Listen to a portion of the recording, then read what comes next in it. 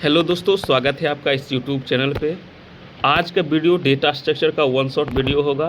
इसमें आपका complete data structure का जो थ्योरी है वो आपको इसमें कवर किया जाएगा। तो आइए शुरू करते हैं। डेटा स्ट्रक्चर जो है दो वर्ड से बना हुआ है, डेटा और स्ट्रक्चर।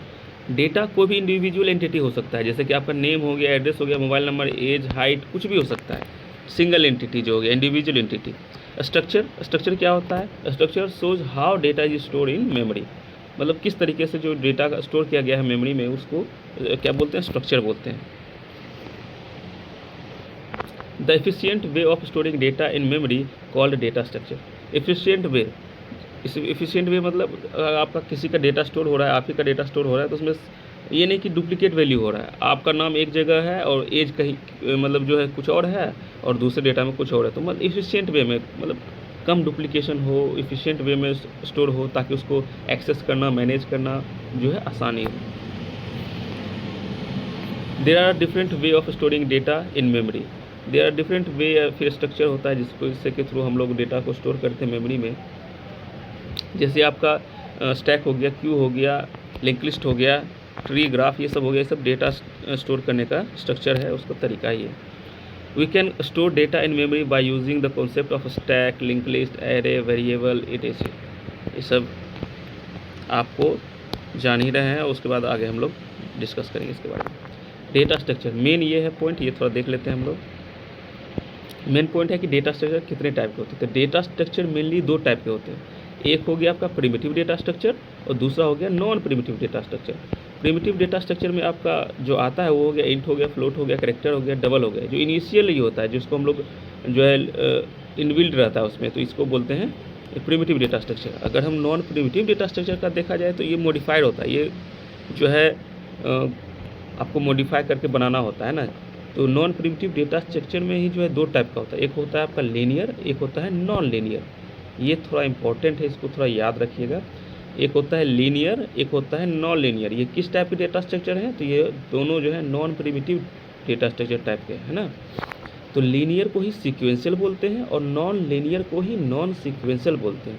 सीक्वेंशियल मतलब सीक्वेंस में जो है डेटा स्टोर रहेगा। जैसे इसके अंदर जो आता है वो आता है आपका एरे हो गया, स्टैक हो गया, क्यू हो गया, लिंक लिस्ट हो गया, है ना। ये सब आपका लीनियर डेटा स्ट्रक्चर के अंदर आता है। लेकिन यदि हम यहीं पे देखें नॉन लीनियर के अंदर, तो ये आपका ट्री हो गया, ग्राफ हो गया, हैश टेबल हो गया, है ना। क्योंकि ये सीरीज में नहीं होता है, मतलब ये सीक्वेंस में नहीं होता है, कहीं कहीं से जो है डेटा को लिंक किया रहता है, तो इसलिए नॉन लीनियर हो गया। इसमें ध्यान रखिएगा, इससे क्वेश्चन बनता है, पिछली बार भी बना था। बस आपको ये क्वेश्चन था कि मतलब इनमें से कौन सा लीनियर डेटा स्ट्रक्चर है। उसमें दो एरे स्टैक दे दिया, एक ट्री दे दिया, तो उसमें फाइंड आउट करना था, है ना।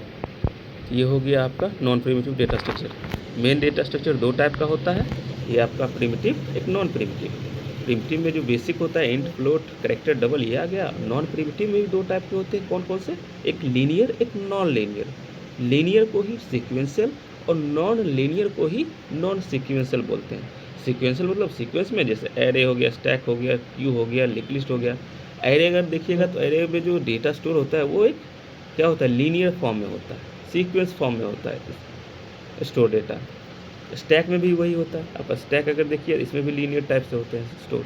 यदि आप क्यू देखिएगा तो क्यू में भी ऐसे ही स्टोर होता है डेटा, है ना। इधर से इंसर्ट हुआ, इधर से अपना जो है इधर से डिलीट होगा। यदि लिंक लिस्ट देखिएगा तो लिंक लिस्ट भी इस टाइप से ही रहता है, डेटा स्टोर रहता है, ये इस टाइप से लिंक रहता है ना। सब आने वाले जो है चैप्टर में डिस्कशन किया जाएगा इस वीडियो में। तो ये थोड़ा सा ध्यान रखिएगा इस नॉन प्रिमिटिव डेटा स्ट्रक्चर को। अब देखते हैं तो प्रिमिटिव डेटा स्ट्रक्चर क्या होता है।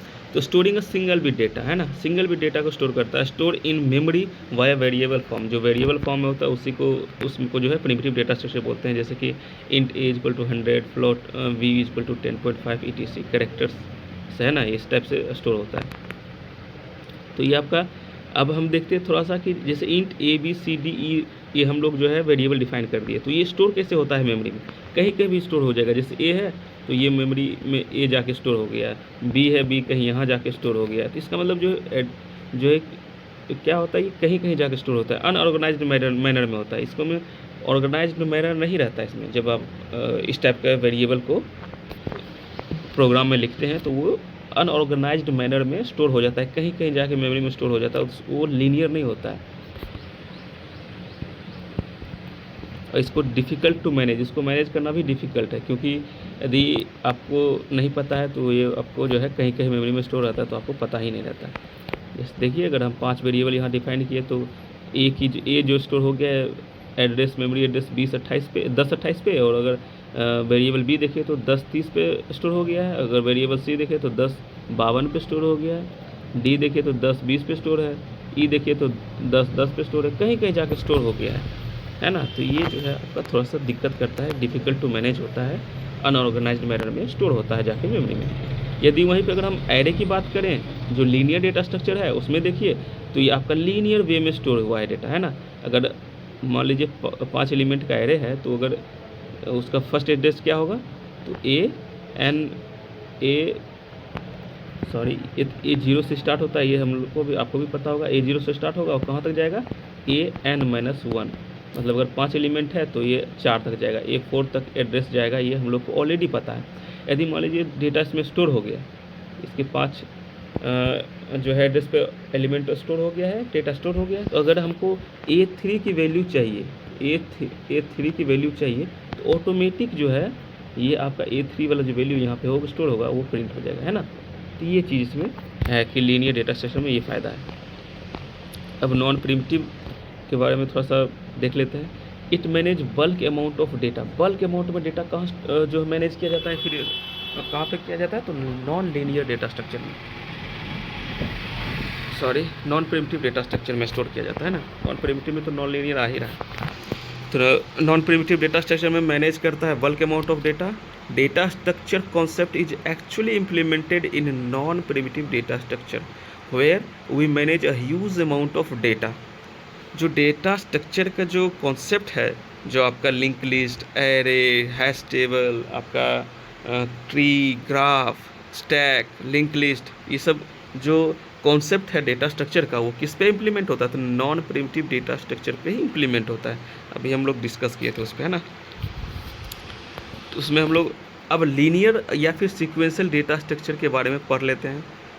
नॉन प्रिमिटिव डेटा स्ट्रक्चर में 2 टाइप के थे, है ना। नॉन प्रिमिटिव डेटा स्ट्रक्चर में 2 टाइप के थे। पहला था आपका सीक्वेंशियल या फिर लीनियर, दूसरा नॉन सीक्वेंशियल या फिर नॉन लीनियर।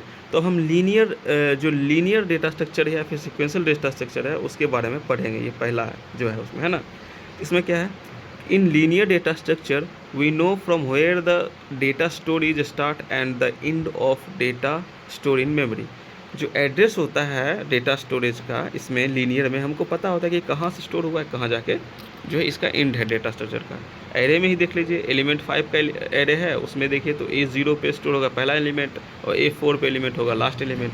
ये हम लोग को कैसे पता है, क्योंकि जान रहे हैं कि एड्रेस जो है इसका इस टाइप से स्टोर किया गया है। जैसे हम A0 पे वैल्यू एक प्रिंट करना चाहेंगे तो ऑटोमेटिक जो है इस पर वैल्यू होगा प्रिंट हो जाएगा। तो we know data store will start from A0 and and will with A4। Address कैसे कैलकुलेट हुआ वो आपको हम बता ही चुके हैं। तो लीनियरिटी मेंटेन, इस लीनियर डेटा स्ट्रक्चर में क्या होता है, लीनियरिटी मेंटेन किया जाता है। आपका सीक्वेंस्ड डेटा होता है, स्टैटिक डेटा होता है। ये आपका डायनामिक नहीं होता है, स्टैटिक होता है ना, फिक्स होता है, ये फिक्स अमाउंट होता है इसमें। अगर एरे का 5 अगर हम लिख दिए कि इसमें पहले 5 ही एलिमेंट रहेगा, तो इसमें 5 ही एलिमेंट रहेगा, 6 एलिमेंट नहीं हो सकता है। इसमें कम हो सकता है, 4 एलिमेंट करिएगा तो वेस्टेज ऑफ मेमोरी हो जाएगा, लेकिन 5 से ज़्यादा नहीं हो पाएगा। लेकिन वहीं पे अगर हम जो है नॉन लीनियर में देखेंगे, लिंक लिस्ट में देखेंगे, तो वो डायनेमिक होता है, उसमें कभी भी आप जो है एलिमेंट को डिलीट करके इंसर्ट कर सकते हैं। तो चलिए उसके बारे में तो डिस्कशन करेंगे ही। तो डेटा स्ट्रक्चर भी आप देखिएगा तो स्टैटिक होता है, एक डायनेमिक होता है। स्टैटिक में आपका जैसे एरे हो गया, ये स्टैटिक होता है। अभी हम बात किए हैं कि अगर एलिमेंट 5 का अगर हम एरे डिफाइन कर दें तो उसमें 5 ही एलिमेंट स्टोर कर पाएंगे, उससे ज़्यादा स्टोर नहीं कर पाएंगे। लेकिन डायनेमिक में क्या होता है, लिंक लिस्ट जैसे हो गया, आपका कोई फिक्स नहीं होता, कभी भी डिलीट हो जाता है, उसमें इंसर्ट कर सकते हैं। तो इसमें जो स्टैटिक में जो होता है, एरे में होता है, जो मेमोरी होता है एलोकेशन उस पर कब होता है, कंपाइल टाइम पे ही हो जाता है। कि आपका जो है हाँ इसमें फिक्स ही होगा कि इतना ही होगा। लेकिन इसमें मेमोरी एलोकेशन कब होता है? तो रन टाइम पे, जब प्रोग्राम रन कर रहा होता है तब उसमें आप मेमोरी का साइज़ दे सकते हैं कि हाँ उसमें भी डिलीट कर सकते हैं, इंसर्ट कर सकते हैं। ऑटोमेटिक वो जो है मेमोरी साइज़ उसमें अपडेट होते रहता है। तो चलिए अब हम देख लेते हैं लीनियर डेटा स्ट्रक्चर का ही पहला देख लेते हैं हम लोग, स्टैक, है ना। स्टैक देख लेते हैं। ये स्टैक क्या है? एक लीनियर है, सीक्वेंशियल डेटा स्ट्रक्चर है। तो स्टैक के बारे में हम लोग देख लेते हैं, स्टैक क्या होता है। Stack is an order list मतलब सीक्वेंस लिस्ट होता है ना, in which elements are to be pushed. Insert को पुश बोलते हैं यहाँ पे, है ना, जिसको हम अगर डेटा को इंसर्ट कर रहे हैं तो उसको पुश बोलेंगे। एंड पॉप, डिलीट को पॉप बोलेंगे। Pop from one and called top and. तो स्टैक में क्या होता है कि स्टैक में डेटा जो इंसर्ट होता है या फिर डिलीट होता है वो एक एंड से होता है, जिसको कि बोलते हैं टॉप। इसी पे डेटा जो है इंसर्ट किया जाएगा और यहीं से डेटा को जो है डिलीट किया जाएगा। इसको टॉप एंड बोलते हैं, ये याद रखना है, टॉप एंड। और इसमें पुश करेंगे तो मतलब इंसर्ट कर रहे हैं, पॉप करेंगे तो मतलब डिलीट कर रहे हैं एलिमेंट को, है ना। Stack is work on LIFO principle, मतलब last in first out principle, या फिर FILO principle, first in last out. Last में जो आएगा वो पहले, जो लास्ट इन फर्स्ट आउट, जो लास्ट में आएगा वो पहले जाएगा, या फिर जो पहले आया वो लास्ट में जाएगा। बात इधर से कहिए कि उधर कहिए, बात एक ही है ना। लेकिन दोनों को ध्यान रखना है, क्योंकि पिछली बार इसमें भी लोग कंफ्यूज हो गए थे और जो है गलत आंसर टिक कर दिए थे, है ना। चलिए अब देख लेते हैं कि ऑपरेशंस कौन कौन से परफॉर्म किए जाते हैं स्टैक पे। तो पहला तो पुश हो गया, तीसरा हो गया पॉप। आपका डिस्प्ले क्या होता है? जैसे डिस्प्ले हम लोग करेंगे तो जिसमें जितना भी डेटा होगा वो डिस्प्ले हो जाएगा, हाँ इतना इतना डेटा, ये डेटा है ना। पुश मतलब इंसर्ट करना, पॉप मतलब डिलीट करना या फिर रिमूव करना, डिस्प्ले मतलब to view the element of stack. अब एग्जांपल ऑफ स्टैक क्या हो गया? अगर स्टैक का एग्जांपल हम लोग देखें तो रियल वर्ल्ड में वो प्लेट्स हो गया, एक पे एक रखा रहता है, प्लेट्स, है ना। प्लेट्स एक पे एक रखा रहता है। तो जो लास्ट में जो इंसर्ट हुआ होगा वही पहले निकलेगा, है ना, और जो पहले आया था वो बाद में जाएगा। तो ये स्टैक का कॉन्सेप्ट होता है।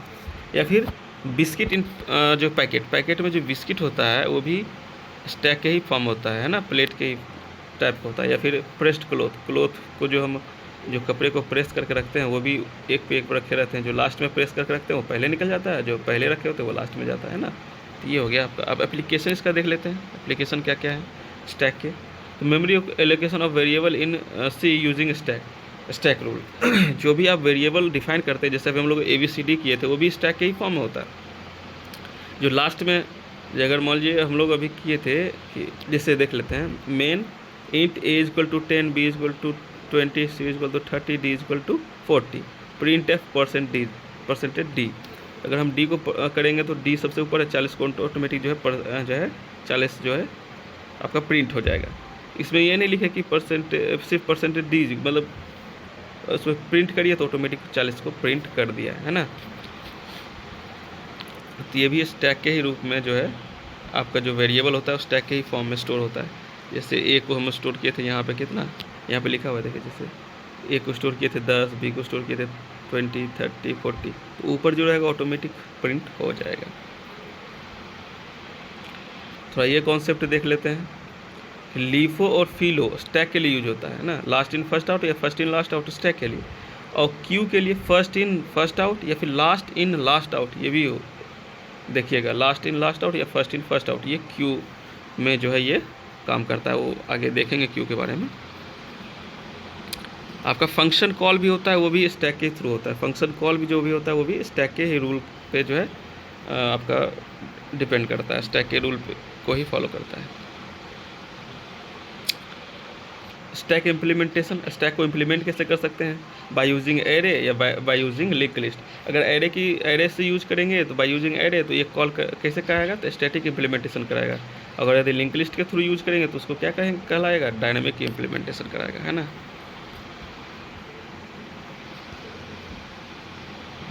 अब हम लोग देख लेते हैं बाय यूजिंग एरे। ज़्यादातर तो हम लोग कॉन्सेप्ट यही पढ़ेंगे, implementation of stack by using array. ये इंपॉर्टेंट है, थोड़ा ध्यान देना होगा इस पर कि implementation of stack using array. Push operation कैसे हो गया? तो पुश ऑपरेशन में स्टेप क्या होता है, फर्स्ट स्टेप क्या होता है, check the stack is overflow और नॉट। स्टैक कहीं ओवरफ्लो तो नहीं कर रहा है। तो ओवरफ्लो के लिए क्या फार्मूला है आप देख लीजिए, top is equal to max size -1।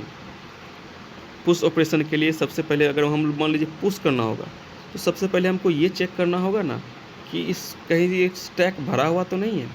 मान लीजिए आपको बाल्टी में ही आपको पानी भरना होगा तो पहले ये चेक करिएगा ना कि हाँ भाई पानी ऑलरेडी भरा हुआ तो नहीं ना बाल्टी में। अगर भरा रहेगा तो कहाँ से भरिएगा उसमें, तो ये ओवरफ्लो कंडीशन हो जाएगा कि अगर इसमें पानी डालेंगे तो गिरने लगेगा। ओवरफ्लो मतलब क्या था, गिरने लगना उसमें इंसर्ट ही नहीं होगा, तो ओवरफ्लो कंडीशन हो जाएगा, है ना।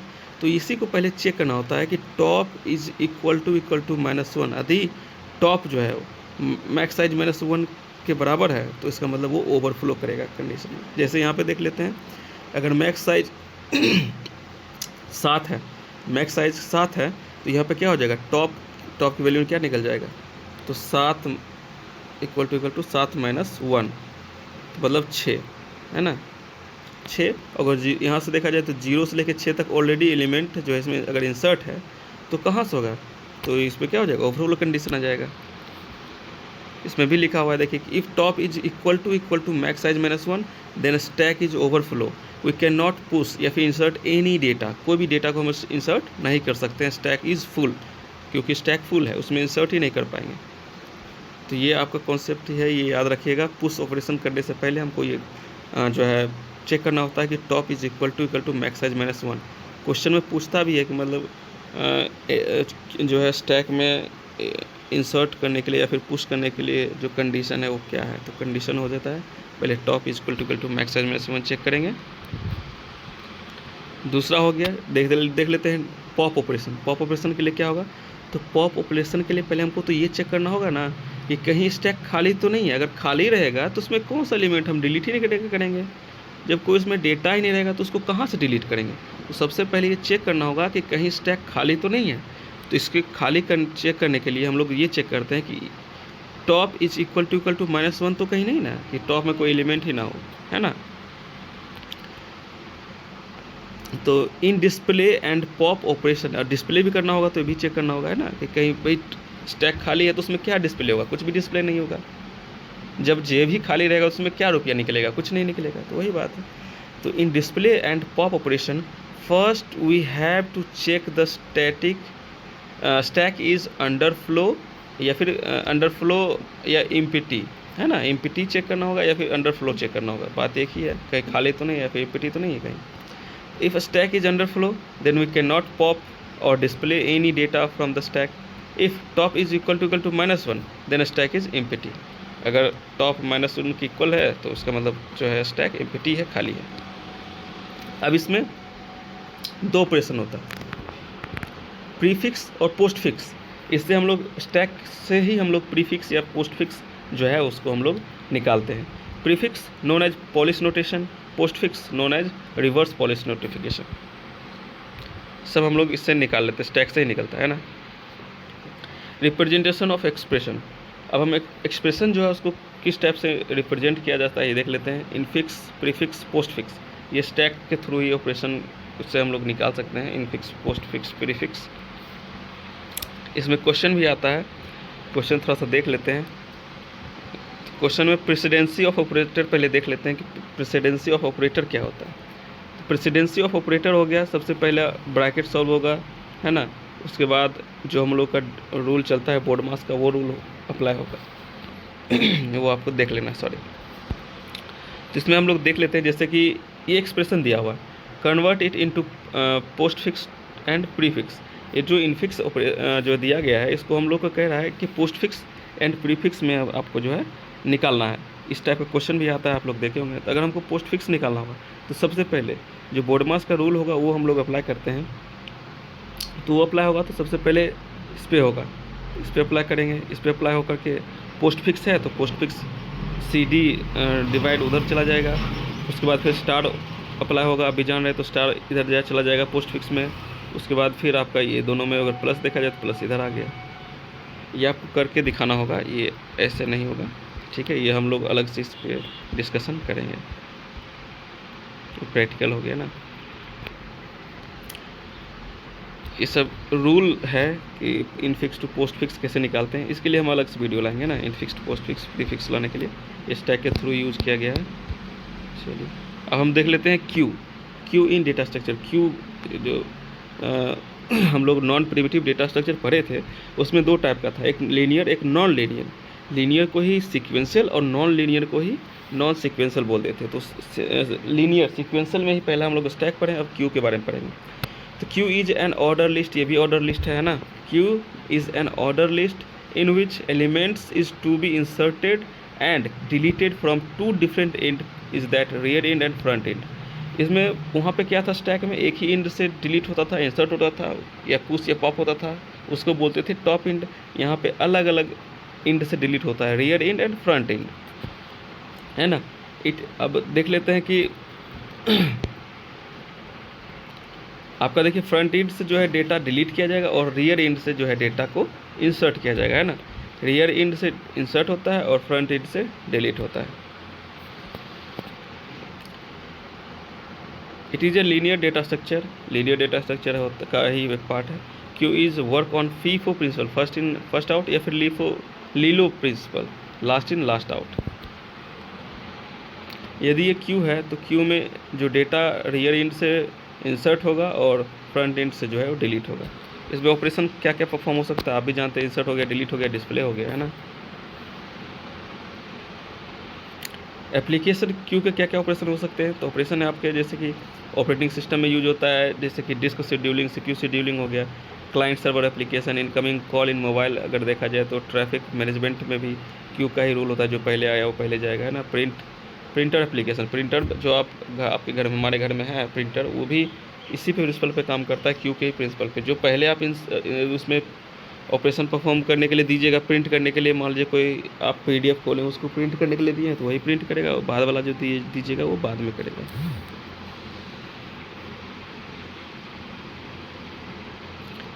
अब क्यू को भी दो तरह से इम्प्लीमेंट किया जाता है, एक आपका using array, using link list. तो अगर एरे के यूजिंग एरे तो आपका स्टैटिक हो जाएगा, और यूजिंग लिंक लिस्ट ये आपका डायनेमिक डेटा स्ट्रक्चर बन जाएगा, है ना। इसमें हमेशा याद रखना है कि फ्रंट 0 होता है और रियर -1 होता है ना, क्योंकि रियर से इंसर्ट होगा और फ्रंट एंड से डिलीट होगा। तो क्यू में इंसर्ट करने से पहले यह चेक करना होगा कि क्यू फुल तो नहीं है। ये तो पहले भी स्टैक में भी चेक किए थे। तो उसके लिए क्या कंडीशन है, rear is equal to max size -1। अगर रियर यहाँ से इंसर्ट होता है, अगर रियर इंसर्ट जहाँ से होता है, अगर rear is equal to max size -1 होगा तो क्या होगा, क्यू ओवरफ्लो हो जाएगा। जो क्यू का साइज है वो फुल है, ओवरफ्लो करेगा, उस पर हम लोग इंसर्ट नहीं कर पाएंगे, है ना। Then queue is overflow. अगर rear is equal to max size -1 के बराबर है तो क्यू इज ओवरफ्लो हो जाएगा। क्यू में डेटा को डिस्प्ले करने से पहले और डिलीट करने से पहले क्या चेक करना होगा, तो चेक करना होगा कहीं क्यू तो एम्प्टी तो नहीं है। उसके लिए क्या कंडीशन है, front is equal to front is greater than rear, front is greater than rear. अगर फ्रंट जो है वो ग्रेटर देन रियर है, तो अगर यहाँ पे आप लोग वैल्यू देख लें, अगर front is greater than rear है तो इसका मतलब वो क्या है, एम्प्टी है ना। यहाँ पे अगर देख लीजिए फ्रंट की वैल्यू क्या है, 0 है। अगर फ्रंट की वैल्यू देखिए 0 है, रियर की वैल्यू -1 है, तो front is greater then 0 rear है, तो इसका मतलब ये है एम्प्टी है ना। फ्रंट इज ग्रेटर देन -1 से 0 बड़ा है, इसका मतलब ये जो है एम्प्टी है। ये कंडीशन, बस 2 कंडीशन याद रखना है। एम्प्टी के लिए कंडीशन ये होता है, front is greater than rear, और उसके लिए अगर आप इंसर्शन के लिए देखें क्यू में इंसर्ट के लिए, तो ये आपका rear is equal to max size -1। ये बस 2 कंडीशन आपको याद रखना है। Limitation of queue, linear queue का लिमिटेशन क्या है, after deletion of some elements in linear queue we are unable to insert new element in linear है ना। इसमें लीनियर क्यू में क्या होता है कि अगर आप एलिमेंट डिलीट करिए तो उसको इंसर्ट नहीं कर पाइएगा, उसमें दिक्कत होता है, इसीलिए सर्कुलर क्यू आया, बिकॉज ऑफ ओवरफ्लो कंडीशन करेगा। क्योंकि अगर मान लीजिए इधर से डिलीट करेंगे लेकिन फ्रंट तो उतना ही है ना। अगर क्यू में मान लीजिए क्यू में जो डेटा इंसर्ट हुआ है, ठीक है, इधर से इंसर्ट हुआ रियर से, और ये फ्रंट हो गया आपका, इंसर्ट हुआ इधर से, फ्रंट की वैल्यू मान लीजिए फुल हो गया, मान लीजिए 4 हो गया, और रियर हो गया जो आपका हो गया 0 पे, है ना, रियर 0 पे। तो यदि आपका इस कंडीशन में है तो इस कंडीशन में क्या होगा, फ्रंट अगर मान लीजिए यहाँ से डिलीट हुआ डेटा कोई, फ्रंट तो आपका सॉरी देखिए, अगर फ्रंट से जो है डेटा डिलीट करेगा, अगर मान लीजिए फ्रंट से यहाँ पे डिलीट हो गया तो डिलीट यहाँ पे क्या आ जाएगा, फ्रंट अगर डिलीट करेगा तो फ्रंट इक्वल टू क्या हो जाएगा, 3 हो जाएगा। तो ओवरफ्लो कंडीशन आ जा रहा है, सॉरी देख लेते हैं, front is greater than rear, अगर फ्रंट जो है ग्रेटर देन रियर आएगा तो ये आपका एम्प्टी हो गया, लेकिन rear is equal to message 1 हो जाएगा तब तो ओवरफ्लो कंडीशन आ जाएगा, है ना।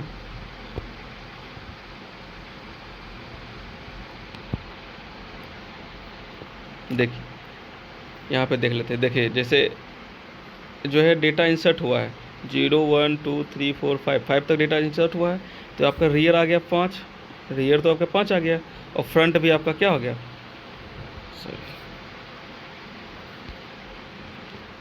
रियर आपका 5 पे है, और आपका अगर रियर इधर से आप बढ़ते बढ़ते 5 पे आ गया, और फ्रंट जो है आपका, फ्रंट तो यहीं पे है, फ्रंट भी यहीं पे है ना। अगर मान लीजिए डेटा को डिलीट किए, 5 नंबर के डेटा को डिलीट किए तो फ्रंट कहाँ आ गया, मान लीजिए 40 पे आ गया, 3 पे आ गया, है ना। तो यहाँ पे जब आ जाएगा तो अगर हम देखेंगे तो front is greater than rear नहीं हो पाएगा, कंडीशन फॉल्स हो जाएगा। तो जब कंडीशन ही फॉल्स हो जाएगा तो इसमें जो है ओवरफ्लो कंडीशन आ जाएगा, जबकि डेटा जो है खाली है, दो जगह यहाँ एम्प्टी है, लेकिन तब भी फ्रंट हमारा जो रियर जो डेटा इंसर्ट किया एक बार, तो ये फ्रंट रियर जो हमारा यहाँ आ गया है, लेकिन डेटा जो है डिलीट करने के बावजूद जो है हमारा जो है ओवरफ्लो कंडीशन दे रहा है। इस वजह से ये लिमिटेशन है, इसलिए सर्कुलर क्यू आया। देखिए इसी वजह से सर्कुलर क्यू आया। सर्कुलर क्यू में क्या होता है, फ्रंट इक्वल टू -1 और रियर इक्वल टू -1।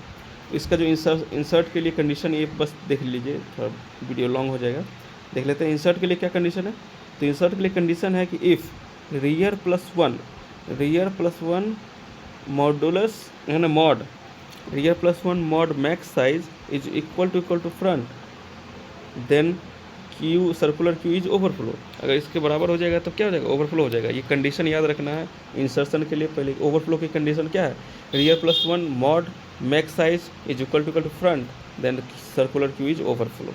ये देख लेना है। डिलीशन डिस्प्ले के लिए क्या होता है, तो if rear is equal to minus and front is equal to -1, देन जो है इम्पिटी हो जाएगा, है ना। ये अंडरफ्लो की कंडीशन आ जाएगा। ये बस दोनों कंडीशन याद रखना है। लिंक लिस्ट के बारे में आप देख लेते हैं। लिंक लिस्ट क्या होता है, a collection of nodes where every node consist of 2 parts, पहला डेटा पार्ट और दूसरा एड्रेस पार्ट। जो भी आपका देखा जाए लिंक लिस्ट, उसमें 2 पार्ट्स होते हैं, है ना।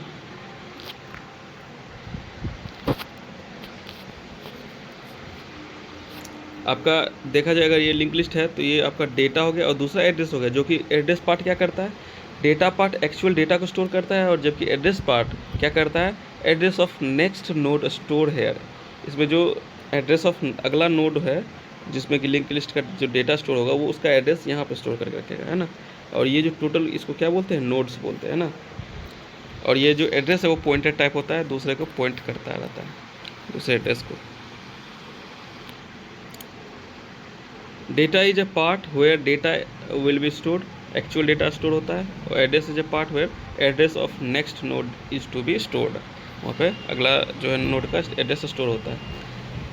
इन this type of collection first node will always at stack position, है ना, स्टार्ट पोजीशन पर पहला नोड होगा, and last node will be always null, last node उस पर नल वैल्यू स्टोर रहता है, कॉल्ड लिंक लिस्ट। ये जो है लिंक लिस्ट इसको कहा जाता है। देख लीजिए लास्ट जो वैल्यू है एड्रेस स्पेस पे क्या होता है, नल स्टोर रहता है, और ये जो फर्स्ट एलिमेंट है वहीं पे स्टार्ट रहेगा, या फिर पॉइंटर जो है यहीं पे रहता है। ये पॉइंट टाइप का एड्रेस होता है, ये एड्रेस जो होता है वो पॉइंटर टाइप का होता है, और पहला एलिमेंट स्टार्ट पे रहता है। हम लोग देख लिए थे डेटा स्ट्रक्चर का स्टैटिक और dynamic type, memory allocation compile type में, स्टैटिक में, इसमें डायनेमिक में क्या था, रन टाइम में होता है, इसमें फिक्स साइज ऑफ मेमोरी होता है, इसमें फिक्स साइज मेमोरी नहीं होता है, इसमें वेस्टेज ऑफ मेमोरी ज़्यादा होता है स्टैटिक में। मान लीजिए आप एरे 500 कर दिए, लेकिन उसमें स्टोर किया 100 ही एलिमेंट, तो उसमें तो भाई 400 का एड्रेस तो वेस्ट हो गया ना। तो इसमें लेकिन क्या है, लिंक लिस्ट में आप डायनेमिक में क्या होगा, एफिशिएंट यूज़ ऑफ मेमोरी हो जाता है। इसमें क्या होता है, data not deleted permanently, deleted only overwrite होता है, इसमें डिलीट नहीं होता, ओवरराइट होता है। लेकिन इसमें क्या होता है, परमानेंट डिलीट होता है बाय डेटा फ्रॉम मेमोरी, है ना। इसमें परमानेंट डिलीट हो जाता है डायनेमिक में। इसमें एरे का यूज होता है, इसमें लिंक लिस्ट का यूज होता है। लिंक लिस्ट पे क्या क्या ऑपरेशन परफॉर्म हो जाता है, लिंक लिस्ट से उतना क्वेश्चन नहीं आता है, लेकिन थोड़ा देख लेते हैं। क्रिएट हो गया, इंसर्ट हो गया, डिलीट हो गया, डिस्प्ले हो गया, या फिर ट्रैवर्स हो गया, है ना। ये सब आपका ऑपरेशन किस पे परफॉर्म होता है, तो लिंक लिस्ट पे परफॉर्म होता है। Free is use to delete data from memory permanently. जो फ्री एक फंक्शन है, ये आपका जो है सी में वो आपका परमानेंट डेटा का डिलीट करने के लिए जो है यूज किया जाता है। ये आपका लिंक लिस्ट में ही यूज होता है। Circular link list, circular link list में क्या होता है, अब देख लेते हैं लिंक लिस्ट में प्रॉब्लम क्या था। लिंक लिस्ट में प्रॉब्लम ये था कि हम लोग ट्रैवर्स करने में थोड़ा टाइम लगता था।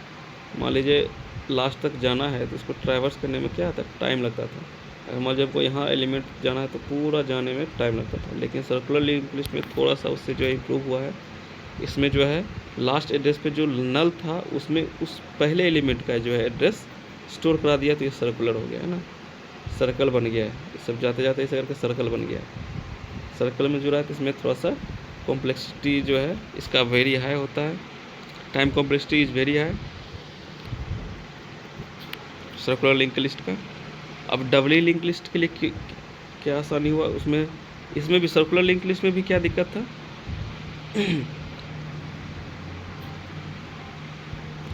सर्कुलर लिंक लिस्ट में क्या दिक्कत था कि अगर आप इधर से जा रहे हैं, जाते ऐसे करके 1 बाय 1 आप इसको जो है फिर पीछे आइए, अगर फिर आप 1 बाय 1 जाइए फिर पीछे आइए।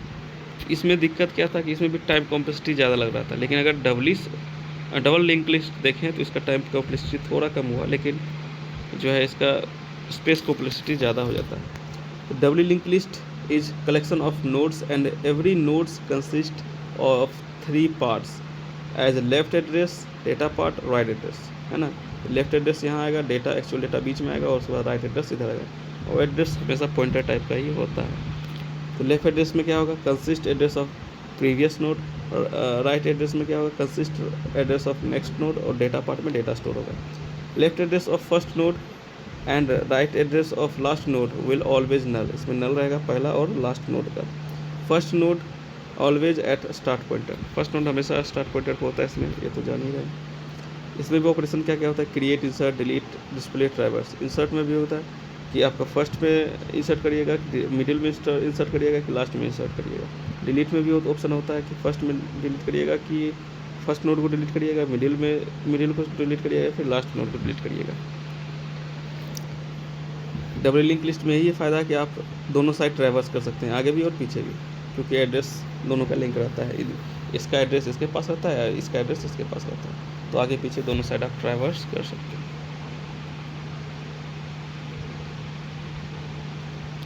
इसका एडवांटेज क्या है, तो first node is always connected to the last node which is overcome over double link list. Double link जो है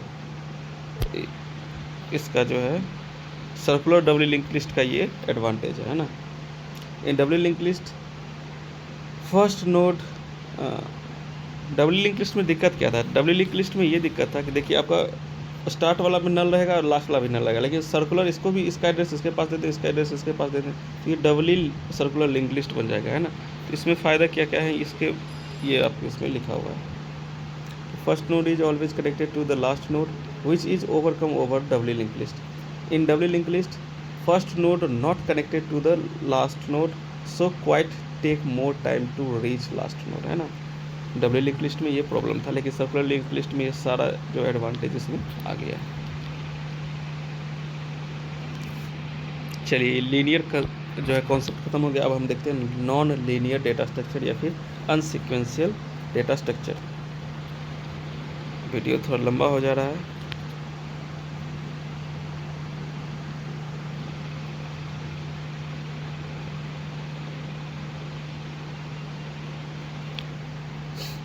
चलिए देख लेते हैं नॉन लीनियर डेटा स्ट्रक्चर या फिर अनसीक्वेंशियल डेटा स्ट्रक्चर। इसमें आपका ट्री ग्राफ और हैशिंग हो गया, है ना, हैश टेबल हो गया। Tree is a non linear data structure because there is starting point of tree root node, but there is multiple ending point of tree. Multiple ending point होता है इसमें, है ना। तो multiple branches exist in tree, multiple branch जो है exist करता है। जैसे देखिए यहाँ से स्टार्ट हुआ तो ये यहाँ पे एंड हो रहा है, ये स्टार्ट हुआ यहाँ से फिर यहाँ एंड हो रहा है, स्टार्ट हुआ यहाँ से फिर यहाँ एंड हो रहा है, स्टार्ट हुआ यहाँ से तो यहाँ एंड हो रहा है, स्टार्ट हुआ यहाँ से तो यहाँ एंड हो रहा है। तो इसमें कोई फिक्स नहीं है, इसलिए इसको जो है नॉन सीक्वेंशियल बोला गया है, इसको नॉन लीनियर बोला गया है ना, क्योंकि इसका एक सीक्वेंस ही नहीं है। कहीं इसका स्टार्टिंग पॉइंट तो एक है लेकिन इसका एंडिंग पॉइंट यहाँ भी एंड हो रहा है, यहाँ भी एंड हो रहा है, यहाँ भी एंड हो रहा है, यहाँ भी एंड हो रहा है, ये जाके यहाँ भी खत्म हो रहा है। तो इसका कोई भी एंडिंग पॉइंट नहीं है, इसमें मल्टीपल एंडिंग पॉइंट है। अब क्या क्या टर्मिनोलॉजी यूज होता है ट्री में ये देख लेते हैं। जैसे रूट नोड हो गया तो first value of tree called root node है ना, फर्स्ट वैल्यू जो होता है उसको ट्री का उसको रूट नोड बोलते हैं। सिबलिंग्स हो गया, nodes that have common parents is और सेम पेरेंट, जिसका उसको बोलते हैं सिबलिंग। जैसे ये हो गया, इसका कोई भी जो है सिबलिंग नहीं है, लेकिन इसका देखा जाए D-B-D-C, इसका देखा जाए तो ये सिबलिंग कहलाएगा। क्यों? क्योंकि इसके पेरेंट जो है सेम है ना, एक ही पेरेंट से सेम। जैसे इसका ये दोनों का जो है ये दोनों सिबलिंग हैं, इसका पेरेंट्स ये है, ये दोनों सिबलिंग्स हैं, इसका पेरेंट्स ये है, इसका कोई जो है वो नहीं है, चाइल्ड नहीं। अब देख लेते हैं लीफ नोड्स या फिर टर्मिनल नोड्स। लीफ नोड या टर्मिनल नोड एक ही को बोलते हैं। तो node that have no child, उसको क्या बोलेंगे? लीफ नोड या टर्मिनल नोड बोलेंगे। जैसे इसमें देखिए इसका कोई चाइल्ड नहीं, इसका कोई चाइल्ड नहीं, इसका भी कोई चाइल्ड नहीं है, तो ये क्या हो गया? लीफ नोड हो गया है ना, इसको लीफ नोड बोलेंगे। GBF is leaf node because it have no child. Level of nodes, level क्या होता है?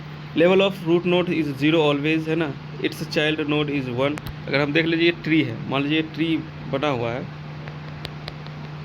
तो इसमें अगर इसका लेवल देखेंगे तो ये 0 पे है, इसका लेवल देखा जाए तो 1 पे है, इसका लेवल देखा जाए तो 2 पे है, इसका लेवल देखा जाए तो 3 पे है, इसका लेवल देखा जाए तो 4 पे है। तो ये लेवल हम लोग ऐसे देखा जाता है। और ट्री का लेवल क्या होता है? ट्री का लेवल वो होगा जो कि मतलब सबसे मैक्सिमम होगा, जैसे 1 4, इसका मैक्सिमम 4 पे होगा है ना, ट्री का लेवल। डिग्री ऑफ नोड, अब डिग्री ऑफ नोड क्या होता है? तो number of child node directly connected to the parent node called degree of tree that node. जैसे अब देखिए यहाँ पे देख लेते हैं, ए का कितना डिग्री होगा? तो 3 है ना, ए का डिग्री 3 होगा। अगर यहीं पे हम लोग देखें डी का, तो डी का डिग्री कितना हो जाएगा? तो इसमें एक ही है, एक ही डायरेक्टली कनेक्टेड है, तो 1 इसका हो जाएगा। अगर हम लोग देखें के का, तो के का 0 होगा क्योंकि इसका तो कोई चाइल्ड है ही नहीं है ना, तो ये हो गया आपका डिग्री ऑफ ट्री। अब ट्री का डिग्री क्या होता है? The maximum degree of any node called degree of tree. Maximum किसी का डिग्री होगा वही भी जो है वो अथी का भी होगा, क्या कहते हैं आपका ट्री का भी डिग्री होगा। तो इसमें देखिए एच का डिग्री कितना है? तो 3 है, एच का डिग्री 3 है, तो यही आपका मैक्सिमम जो है ट्री का भी डिग्री होगा 3। फॉरेस्ट क्या होता है? Forest collection of tree is called forest है ना, collection of tree is called forest. To convert a tree into forest simply delete or remove the root node, then tree will be converted into the forest. अगर कोई भी tree है, अगर मान लीजिए कोई भी ट्री है उसको फॉरेस्ट में कन्वर्ट करना है, तो बस इसका रूट नोड डिलीट कर दीजिए, आपका जो है ट्री में कन्वर्ट हो जाएगा। ठीक है,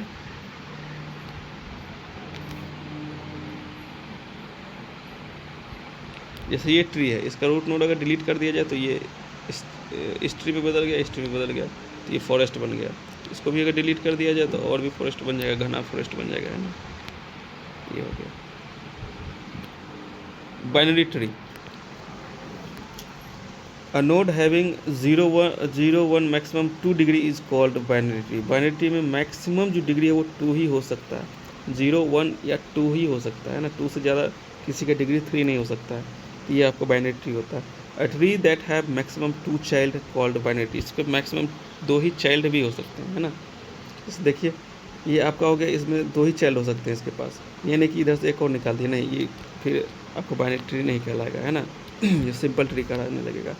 तो बाइनरी ट्री में 2 ही चाइल्ड हो सकते हैं और मैक्सिमम डिग्री 2 ही हो सकता है, 0 से 2 के बीच। तो ये आपका बाइनरी ट्री हो गया, मतलब इसका चाइल्ड 2 ही हो सकते हैं, ये आपका बाइनरी ट्री हो गया। Sorry, binary search tree BST binary search tree ये इंपॉर्टेंट है, तो देख लीजिएगा, देख लेते हैं इसके बारे में। Binary search tree first become binary tree, पहला तो इसका कंडीशन है कि बाइनरी ट्री होना चाहिए। मीन्स हैविंग पेरेंट्स ओनली 0, 1 और 2 चाइल्ड, इसके पास मैक्सिमम 2 ही चाइल्ड हो सकता है। Left value of parents should be less than parent, left जो चाइल्ड है उसका जो वैल्यू होगा वो पेरेंट से कम ही होगा, और राइट वैल्यू में क्या होगा, ज़्यादा होगा, पेरेंट से ज़्यादा वैल्यू होगा। उसके बाद duplicate data is not allowed in binary search tree, इसमें डुप्लीकेट डेटा जो है नहीं अलाउ होता है ना, इसमें अलाउ नहीं होता। अगर हम देख लीजिए एग्जांपल दिया कि इसको आपको है जो बाइनरी सर्च ट्री बनाइए तो कैसे बनाएंगे, 90 पहला तो रूट नोड बना लेंगे, रूट नोड बन गया। 75 इससे कम है, 90 से कम है तो उसको लेफ्ट साइड में स्टोर करेंगे, है ना। अगर 36 ये भी कम है 90 से और 75 से भी कम है तो इसको और लेफ्ट साइड में देंगे। 42 90 से कम है, इधर आएगा, लेफ्ट साइड आएगा। 75 से भी कम है तो लेफ्ट साइड आएगा। 36 से बड़ा है तो 42 इधर आ जाएगा, राइट साइड में, है ना। 100 देखे जाए, 108 देखा जाए तो 108 को देखिए तो 90 से बड़ा होता है तो ये राइट साइड में आ जाएगा। 76 को देखा जाए तो 90 से कम है, 75 से ज़्यादा है तो राइट साइड में आ जाएगा, है ना। 35 को देखा जाए 36 से कम है तो लेफ्ट साइड में आ जाएगा। 44 को देखा जाए तो पहले तो 90 से है तो लेफ्ट में आएगा, 75 से भी कम है तो लेफ्ट आएगा, 36 से बड़ा तो राइट साइड में जाएगा। 42 है, 42 के बाद 44 है तो राइट साइड में जाएगा 42 में, है ना। ये आपका बाइनरी सर्च ट्री बन गया। इस पर अगर आप जो है इन ऑर्डर निकालिएगा तो ये आपका सीक्वेंस में ही जो है आएगा। हम लोग ट्री में देखेंगे, ट्रैवर्सिंग आ ही गया है, देख लेते हैं। ट्रैवर्स ऑफ ट्री, कैसे ट्रैवर्सिंग करते हैं ना, डिस्प्ले कैसे होता है। जैसे पहला हो गया इन ऑर्डर हो गया, दूसरा हो गया प्री ऑर्डर हो गया, तीसरा पोस्ट ऑर्डर। प्री ऑर्डर में एक बार ट्रैवर्स करना होगा, वो हम दिखाएंगे, एक बार ही नोड पे जाना होगा। इन ऑर्डर में आपको 2 बार जो है नोड पे जाना होगा, और पोस्ट ऑर्डर में 3 बार जाना होता है। देख लेते हैं। जैसे ये आपका जो है दिया हुआ है, सबसे पहले इसको बाइनरी सर्च ट्री में कन्वर्ट कर लिए, ठीक है। बाइनरी सर्च ट्री में कन्वर्ट हो गया। प्री ऑर्डर जो है इसको भी हम लोग इन ऑर्डर प्री ऑर्डर को बाद में डिस्कशन करेंगे, इसका एक प्रॉपर सेपरेट वीडियो आएगा, ठीक है। इसमें क्योंकि थोड़ा बड़ा हो जाएगा इसलिए इसके लिए थोड़ा सा स्टोरेज क्लास देख लेते हैं। एनसी ऑटो हो गया, स्टैटिक हो गया, रजिस्टर हो गया, एक्सटर्न हो गया, है ना। ऑटो बाय डिफ़ॉल्ट होता है, स्टैटिक इस सब के बारे में डिस्कशन आप लोग को बाद में करेंगे। रिकर्सन क्या हो गया, रिकर्सन डायरेक्ट हो गया, एक इनडायरेक्ट हो गया। डायरेक्ट में कॉल इटसेल्फ करता है, इसको रिकर्सन बोलते हैं ना, अपने को ही बार बार कॉल करता है। इनडायरेक्ट में कॉल्ड बाय अदर फंक्शन को कॉल करता है, उसको इनडायरेक्ट कहते हैं। कहता है कि a function call itself called recursion and function called recursive function. यदि फंक्शन अपने आप को कॉल कर रहा है तो उसको रिकर्सन बोलते हैं, एंड अगर फंक्शन कॉल करता है रिकर्सन, और फंक्शन क्या कहलाता है, रिकर्सिव फंक्शन कहलाता है। एक फंक्शन जो अपने आप को ही कॉल कर रहा है उसको रिकर्सिव फंक्शन बोलेंगे, रिकर्सन बोलेंगे उस कंडीशन को, और जो फंक्शन अपने आप को ही कॉल कर रहे हैं उसको रिकर्सिव फंक्शन बोलते हैं। जैसे देख लीजिए, ABC अपने आप को ही कॉल कर रहा है बार बार, है ना। टेल रिकर्सन क्या हो गया, function call, a function call itself word at the end of the function called tail recursion. Linear non-linear recursion, function call itself only one time, such type of recursion called linear recursion, एक ही बार call करता है उसको linear recursion बोलते हैं ना। Function call itself multiple time called non linear recursion, जो बार बार call करता है उसको नॉन लीनियर जो है रिकर्सन बोलते हैं। अब स्ट्रिक्टली बाइनरी ट्री क्या होता है देख लेते हैं थोड़ा। Strictly binary tree, every node having 0 और 2 चाइल्ड, मतलब कोई भी नोड हो उसको या तो 0 होगा या तो 2 ही चाइल्ड हो सकता है, या तो ना ही होगा या तो 2 ही चाइल्ड होगा, एक चाइल्ड नहीं हो सकता उसमें, उसको स्ट्रिक्टली बाइनरी ट्री बोलते हैं। जैसे ये हो गया आपका A है, इसके 2 चाइल्ड हो गए, B है, इसके 2 चाइल्ड हो गए, C है, इसका कोई चाइल्ड नहीं है, तो ये स्ट्रिक्टली बाइनरी ट्री होगा। अगर इसका मान लीजिए एक चाइल्ड दे देते तो ये स्ट्रिक्टली बाइनरी ट्री नहीं कहा जाता, ये तो बाइनरी ट्री कहा जाता है ना। एवियल ट्री, इसको हाइट बैलेंस ट्री भी बोलते हैं, एवियल ट्री को, सॉरी, एवियल ट्री को हाइट बैलेंस ट्री भी बोलते हैं। और इसका रूल क्या होता है, मस्ट बाइनरी सर्च ट्री, पहले तो ये बाइनरी सर्च ट्री होना चाहिए। दूसरा, बैलेंस फैक्टर मस्ट भी 0 प्लस और -1, इसका बैलेंस फैक्टर 0 प्लस में या फिर माइनस में होना चाहिए, है ना। बैलेंसिंग फैक्टर क्या होता है, height of left sub tree और height of right sub tree is equal to आपका बैलेंसिंग फैक्टर निकल जाता है। B tree, a B tree of order m has following property. इसमें क्या बी ट्री में क्या क्या प्रॉपर्टी हो सकता है, ये देखिए। पहला हो गया each node has maximum m child और minimum m/2 child, maximum m child या फिर मिनिमम m/2 चाइल्ड, और any number from 2 to max, 2 से ज़्यादा ही होगा और मैक्स जितना उसको दीजिएगा वो मैक्स हो सकता है ना। Each node has max m-1 की एलिमेंट।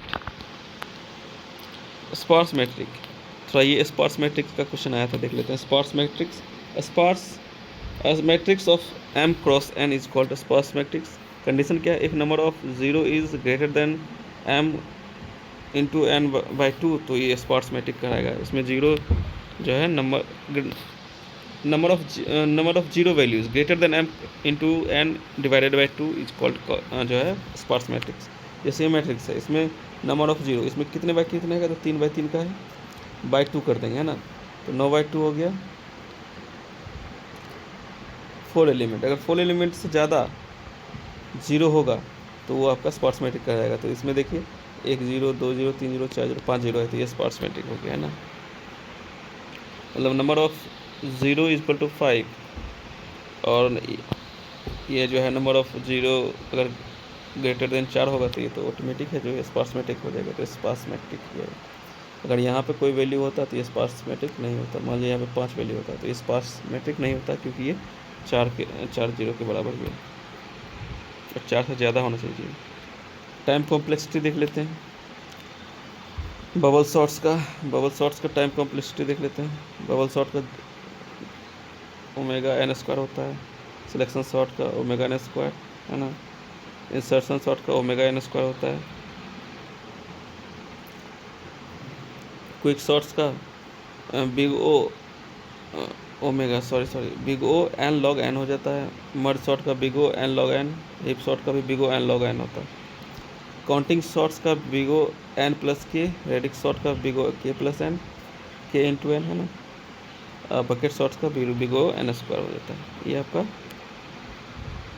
जो है शॉट्स का जो है पूछा जाता है, वो टाइम कॉम्प्लेक्सिटी वो आपको बता दिए हैं। D Q, double ended Q, D Q में क्या होता है, डबल इंड पे क्यू होता है, तो फ्रंट इंड इधर भी होगा, रियर इंड इधर भी होगा, और फ्रंट इंड इधर भी होगा और रियर इंड इधर भी होगा। दोनों side front end rear end है, मतलब दोनों साइड से इंसर्ट किया जा सकता है, डिलीट किया जा सकता है। ये क्यू का जो है एडवांस वर्जन है, और इसमें जो है थोड़ा क्यू में जो आपका डिमेरिट था, डिसएडवांटेज था, वो उसका थोड़ा ये एडवांटेज इसमें रहता है। The Q in which insertion and deletion is possible both in called D Q, double ended Q है ना। डबल इंडेड क्यू में भी इंसर्ट 2 टाइप का हो सकता है, एक हो सकता है कि इनपुट रिस्ट्रिक्शन, एक आउटपुट रिस्ट्रिक्शन है ना। रेड ब्लैक ट्री, इससे इंपॉर्टेंट है, ये क्वेश्चन आ गया था पिछली बार।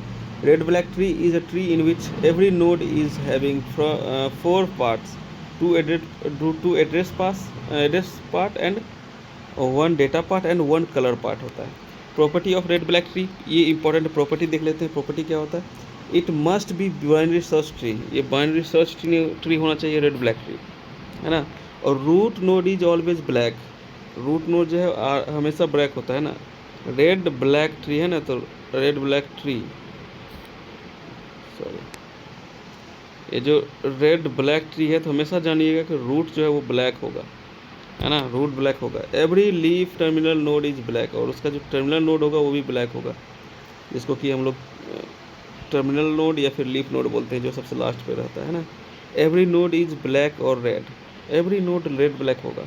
If node is red then both its child are black, अगर कोई पेरेंट्स रेड है तो उसका चाइल्ड ब्लैक होगा, अगर वो ब्लैक है तो उसका चाइल्ड रेड होगा है ना।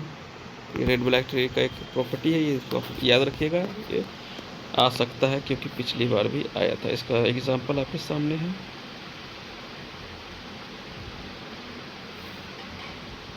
सर्चिंग आपका लीनियर सर्च, बाइनरी सर्च होता है ना। बाइनरी सर्च जल्दी सर्च करता है, सीक्वेंशियल में थोड़ा टाइम कॉम्प्लेक्सिटी ज़्यादा रहता है। टावर ऑफ हनोई, इसको देख लेते हैं। Tower of Hanoi problem, tower of Hanoi मान लीजिए इसका जो है n है, नंबर ऑफ डिस्क n है, तो इसका क्या हो जाएगा, कितनी बार में ये सॉल्व होगा। इसका बस ये फार्मूला आपको याद रखना है कि इसका जो टाइम कॉम्प्लेक्सिटी है ये आपका बिग O 2⁻n-1 ही होगा। अगर मान लीजिए 3 डिस्क है तो 2⁻3-1 मतलब 2 × 2 × 2 - 1 मतलब 7 बार में जो है ये आपका ये जो है कंप्लीट टावर ऑफ हनोई हो जाएगा। मतलब इस डिस्क से सेम जो है इस डिस्क पे आ जाएगा 7 बार में। ये टावर ऑफ हनोई का प्रॉब्लम का सॉल्यूशन है। Data structure by using C same है, वही चीज़ है। आपको डेटा स्ट्रक्चर आपका 2 ही टाइप का होता है जो पहले भी बताए थे। आपका लीनियर होता है, नॉन लीनियर, इसको सीक्वेंशियल बोलते हैं, इसको नॉन सीक्वेंशियल बोलते हैं। इसकी एग्जांपल हो गया एरे, स्टैक, क्यू हो गया, लिंक लिस्ट हो गया, इसका ट्री ग्राफ, हैशिंग टेबल हो गया, है ना, ये हो गया। मॉड्यूलरिटी देख लेते हैं थोड़ा सा मॉड्यूलरिटी के बारे में। मॉड्यूलरिटी क्या होता है, process of partitioning program into its individual module या component called modularity. Modules can be tested independently test किया जाता है। तो ये आपका जो है आज डेटा स्ट्रक्चर कंप्लीट हो गया है लगभग। आपका जो भी क्वेश्चन आएगा इसी से आएगा।